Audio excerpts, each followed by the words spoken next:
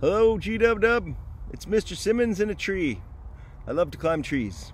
Here I am, not very high up, but I hope you can imagine yourself in this tree with me. We're going to read chapter 27 today of Island of the Blue Dolphins. I'm very happy that Karana has found Rontu Aru and she has a new companion. It was very worrisome to me that Rontu had passed away. I hope you guys are having a good weekend. Today's Saturday, but you won't get this till Monday. And I hope you're enjoying the nice weather. I love you and I miss you. Chapter 27. After the fierce storms of winter came many days when the wind did not blow. The air was so heavy that it was hard to breathe, and the sun so hot that the sea was like a sun itself, too bright to look at. The last day of this weather I took the canoe from the cave and I paddled around the reef to the sand spit. I did not take Rontu Aru with me, for while he liked the cold, he did not like heat.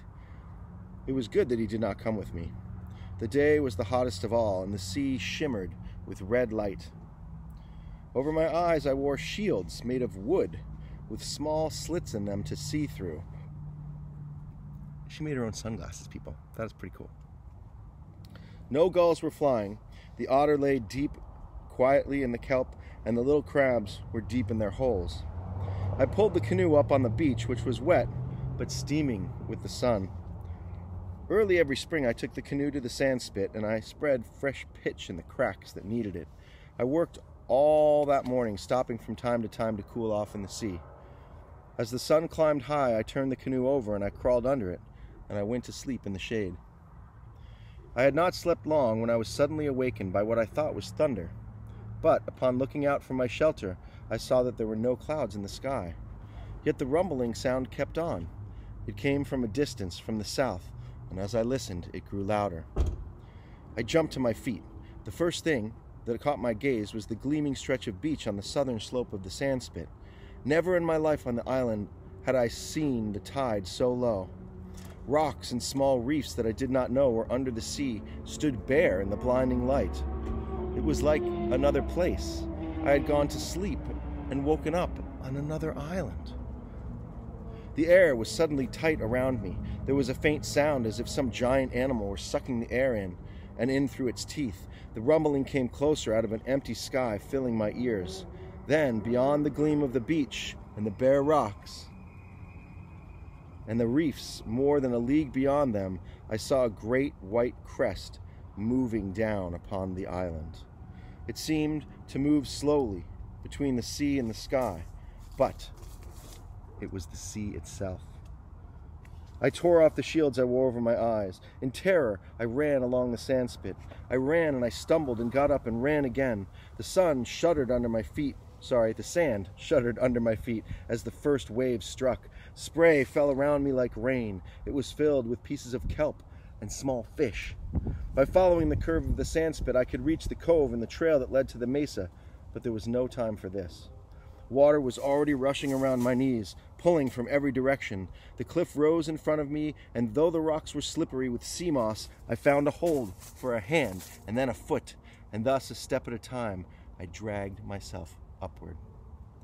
The crest of the wave passed under me and roared on towards Coral Cove. For a time there was no sound, and then the sea began to seek its old place, running backward in long, foaming currents.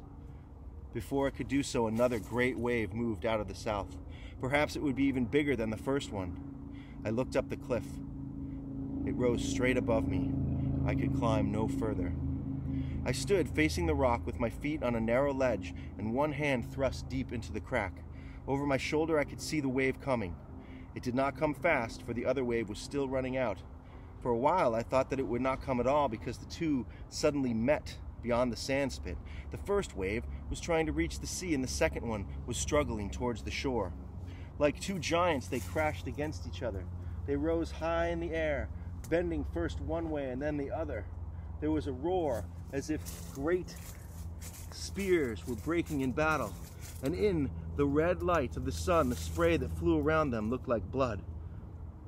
Slowly, the second wave forced the first one backward, rolled slowly over it, and then, as a victor drags the vanquished, it moved in towards the island. The wave struck the cliff, It sent long tongues streaming around me so that I could neither hear nor see. The tongues of water licked into all the crevices, dragged at my hand and at my bare feet gripping the ledge. They rose high above me along the cliff face. Up, and then they spent themselves against the sky, and they fell back, hissing past me to join the water rushing on toward the cove. Ooh, there's a little bug on my book. Suddenly, all around me was quiet. In the quiet, I could hear my heart pounding, and I knew that my hand still had its hold in the rock and that I was alive. Night came, and though I was afraid to leave the cliff, I knew that I could never stay there until morning, that I would go to sleep and fall. Neither could I find my way home, so I climbed down from the ledge, and I crouched at the foot of the cliff. Dawn was windless and hot. The sandspit was strewn with hills of kelp. Dead fish and lobsters and pink crabs lay everywhere, and 2 small whales were stranded against the rock walls of the cove. Far up the trail that led to the mesa, I found things from the sea. Rontu Aru was waiting at the fence. When I crawled under it, he jumped upon me and followed me around, never ever letting me out of his sight. I was glad to be home on the high headland where the waves had not come. I had been gone only from one sun to the next, yet it was like many suns, like the time I had gone away in the canoe. Most of the day I slept, but I had many dreams, and when I awoke, everything around me was strange. The sea made no sounds on the shore. The gulls were quiet. The earth seemed to be holding its breath, as though it were waiting for something terrible to happen. Do you remember? That's called personification. When we give human attributes to things that are not human, the earth seemed to be holding its breath. At dusk, I was coming back from the spring with the basket of water on my shoulder, walking along the cliff with Rontu Aru. Everywhere the ocean was smooth and yellow, and it lay against the island as if it was very tired. More personification. The gulls were still quiet, perched on their rocky nests. Slowly, the earth began to move. It moved away from my feet, and for a moment I seemed to be standing in the air. Water tipped out of the basket and trickled over my face. Then the basket fell to the ground. Not knowing what I did, thinking foolishly that another wave was upon me, I began to run. But it was a wave of earth, and it rippled under me along the cliff. As I ran, another wave overtook me. Looking back, I saw many of them coming out of the south like waves in the sea. The next thing I remember, I was lying on the ground, and Rontu Aru was beside me, and we were both trying to get to our feet. Then we were running again, toward the headland, toward the house that kept moving off into the distance. The opening under the fence had caved in, and I had to pull the rocks away before we could crawl through. Night came, but the earth still rose and fell like a great animal breathing. I could hear rocks tumbling from the cliff falling down into the sea. All night as we lay there in the house, the earth trembled and rocks fell, yet not the big one on the headland, which would have fallen if those who make the world shake had really been angry with us. In the morning the earth was quiet once more, and a fresh wind that smelled of kelp blew out of the northern sea. That is the end of chapter 27. Can you guys explain what incident, what phenomenon in nature the Karana just experienced? I love you, and I'll see you soon.